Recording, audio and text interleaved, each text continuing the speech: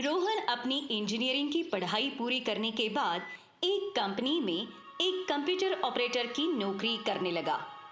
वैसे तो उस कंपनी में बहुत से लोग काम करते थे, लेकिन रोहन की दोस्ती केवल एक ही बंदे से हुई जिसका नाम किशोर था। धीरे धीरे उन दोनों की दोस्ती इतनी गहरी होती चली गई कि दोनों एक दूसरे के बिना कहीं आते जाते तक नहीं थे। एक दिन किशोर ने रोहन को अपने घर आने के लिए कहा, लेकिन रोहन के पिता की तबीयत खराब थी, इसलिए उसने मना कर दिया और कहा कि मैं किसी दूसरे दिन तेरे घर चलूंगा। कुछ दिनों के बाद रोहन ने उस कंपनी को छोड़ दिया, क्योंकि उसे एक अच्छी सी सरकारी नौकरी मिल गई थी। रोहन के कंपनी छोड़ने के बाद काफी दिन हो गए थे, करीबन 2 साल। रोहन और किशोर की एक दूसरे से बात तक नहीं हुई थी।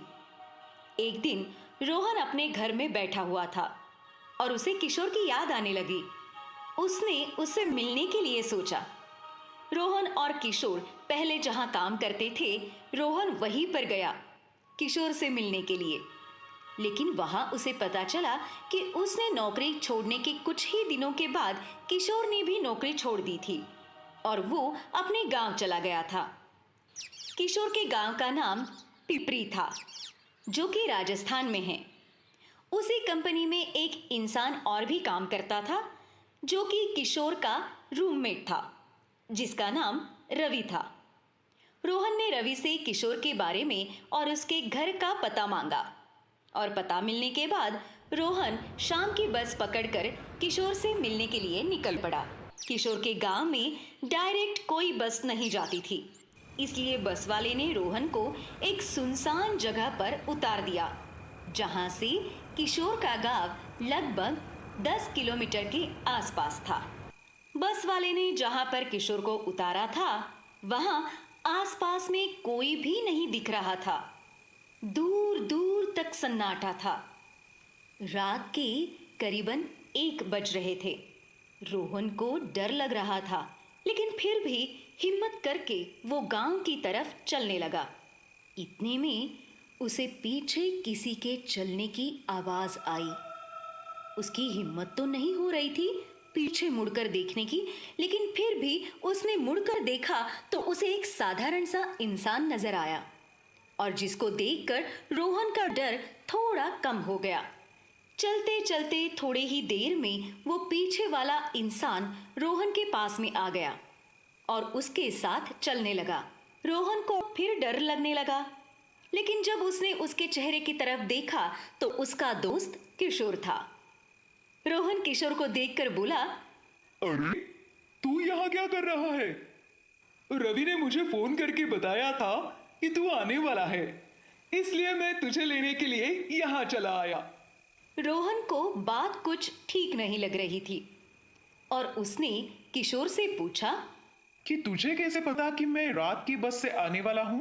किशोर ने उसकी बात को काटते हुए पूछा, और बता, क्या हालचाल है तेरा और घर पर सब कैसे है? और हाल चाल के चक्कर में रोहन ये पूछना भी भूल गया कि किशोर वहां कैसे आ गया। दोनों बातचीत करते करते आगे बढ़ गए। रोहन को बहुत भूख लगी थी और उसने किशोर से पूछा, अरे भाई, यहाँ कोई आसान रास्ता नहीं है क्या जिससे हम गांव में जल्दी पहुंच जाएं? किशोर ने कहा, एक रास्ता है जो खेतों के बीच से होकर गुजरता है, लेकिन वो बहुत डरावना है और खतरनाक रास्ता है। वहां से जाना अच्छा नहीं है। रोहन बोला, कैसी बहकी बहकी बातें कर रहा है? डर वर कुछ नहीं होता, ये सब केवल कहने की बातें होती है। फिर रोहन की जिद की वजह से उन दोनों ने उसी खेत के रास्ते से जाने का रास्ता चुन लिया। खेत के रास्ते से जाते समय रोहन को अंदर ही अंदर बहुत डर लग रहा था, क्योंकि वो बार बार किशोर की तरफ देख रहा था, लेकिन उसे किशोर का चेहरा कुछ साफ तरीके से दिखाई नहीं दे रहा था। मतलब चेहरा तो दिखाई दे रहा था, लेकिन अंधेरे की वजह से किशोर के चेहरे की तस्वीर रोहन के दिमाग में नहीं बन पा रही थी। ये सब चल ही रहा था कि रोहन को पीछे से किसी तीसरे इंसान के चलने की आहट सुनाई देने लगी। इसके साथ साथ किशोर ने बोलना भी बंद कर दिया। वो ऐसे चल रहा था कि जैसे कोई जिंदा लाश चल रही हो। फिर भी रोहन किसी तरह हिम्मत करके चलता रहा।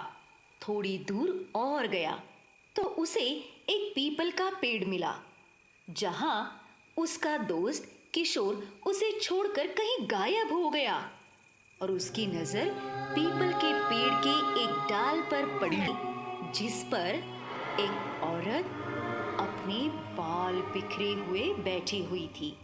उसे देखकर तो रोहन बहुत ही डर गया। उसके पलक झपकते ही वो औरत रोहन के सामने एकदम पास आकर खड़ी हो गई और अब उसके हाथ में एक बच्चा भी था जिसका सिर कटा हुआ था। ये नजारा देखकर रोहन बेहोश होकर वहीं गिर गया। थोड़ी देर बाद जब उसको होश आया, उसकी आंखें खुल गई तो किशोर उसके सामने खड़ा था। रोहन तो डर के मारे हाफते हाफते किशोर को सारी बात बताने लगा और उसने पूछा, तू कहाँ चला गया था? किशोर ने कहा, मैं थोड़े काम से बाहर चला गया था और वहां पेड़ पर तो कोई भी नहीं है। ये तो केवल तेरा भय है।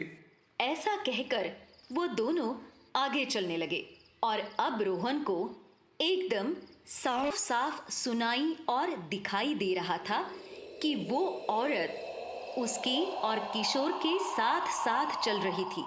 लेकिन डर के मारे रोहन के मुंह से कुछ भी नहीं निकल पा रहा था। बस मन ही मन में वो भगवान का नाम लेते हुए चलता जा रहा था और सोच रहा था कि आज तो मेरी मौत पक्की है। आज मुझे और किशोर को बचाने वाला कोई भी नहीं है। इस तरह के हजारों ख्याल उसके मन में आने लगे।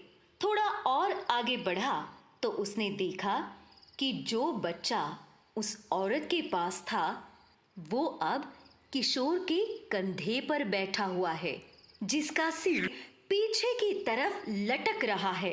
रोहन जोर से चिल्लाकर बोला, किशोर, देख तेरे कंधे पर कौन बैठा है।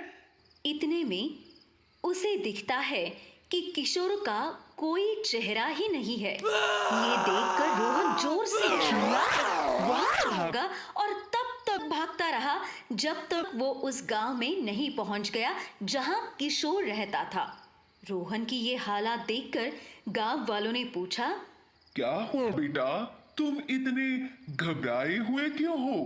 रोहन ने गांव वालों को सारी बात हाफते हाफते बताई तो गांव वालों ने रोहन को बताया कि किशोर की शादी हो गई थी और उसका एक छोटा सा बच्चा भी था। एक दिन बच्चे की तबीयत खराब हो गई तो किशोर और उसकी पत्नी अपने बच्चे को लेकर अस्पताल जा रहे थे उस खेत के रास्ते से और उनके ऊपर एक बिजली का खंभा गिर गया, जिससे उसके बच्चे का सिर कटकर अलग हो गया और उन तीनों की मौत हो